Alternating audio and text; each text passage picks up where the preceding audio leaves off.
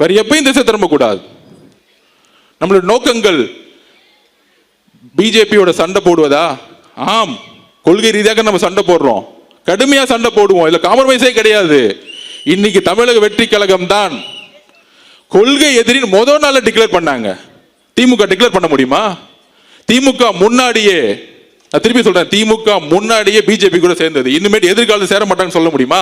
எப்ப வேணா சேருவாங்க அதிகாரத்துக்காக. ஆனால் கொள்கை எதிரின்னு சொன்ன இயக்கம் நம்மளுடைய கட்சி.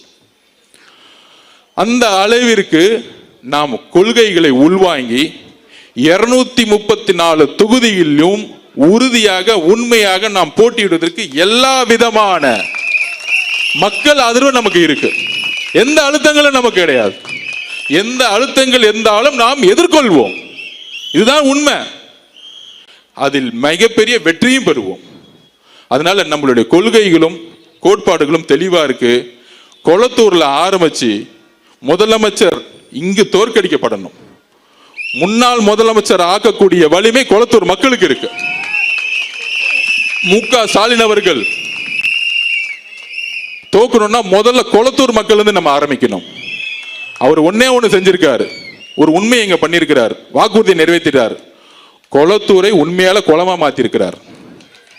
மழை வரும்போது இங்க குளமாயிடும். அதனால இந்த கூட்டணிகள், கூட்டணி கட்சிகள், அழுத்தங்கள் இதெல்லாம் கிடையாது. நம்மளுடைய இந்த திருப்பியும் ஒரு வாரமா பாருங்க, இவங்க டெல்லியோட சேர்ந்துருவாங்களா, பிஜேபியோட சேர்ந்துருவாங்களா, அதிமுக சேர்ந்துருங்களா, எதுவுமே கிடையாது. தலைவர் நேற்று வந்தாரு, வாரும் வந்தாரு, தெளிவுபடுத்தினாரு. நம்ம முதல் நாள்ல மாநாட்டில் என்ன சொன்னோம், இன்னைக்கும் அந்த உறுதியில் தான் இருக்கேன். சிஎம்ஏ ஆஃபர் கொடுத்தாலும் எனக்கு தேவையில்லை. தமிழக மக்களுடைய நம்பிக்கையில தான் நான் உறுதியாக இருப்பேன், உண்மையாக இருப்பேன். வெறும் பதவிக்காக வரல, மக்களிடம் உண்மையாகவும் நம்பிக்கையாகவும் நான் இருப்பேன்னு சொல்லியிருக்கிறார். அதனால நம்மளுடைய போக்கஸ் எங்க இருக்கணும்? நம்மளுடைய போக்கஸ் திமுகவுடைய சூழ்ச்சிகளையும் தவறுகளையும் மக்களுடைய பிரச்சனையும் எடுத்து கொடுக்கக்கூடிய இந்த 30 நாளும் கடுமையா நம்ம உழைக்கணும். வேற எந்த போக்கஸும் நம்ம கிடையாது, வேற எந்த ஈகோவும் கிடையாது, வேற எந்த தலையில தனக்கணமும் நம்ம கிடையாது.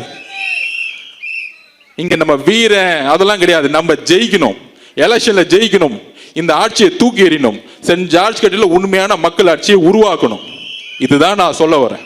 அதனால நாம் மக்கள் ஆட்சியை நம்மளுடைய தலைவருடைய வழியில் உருவாக்குவோம்.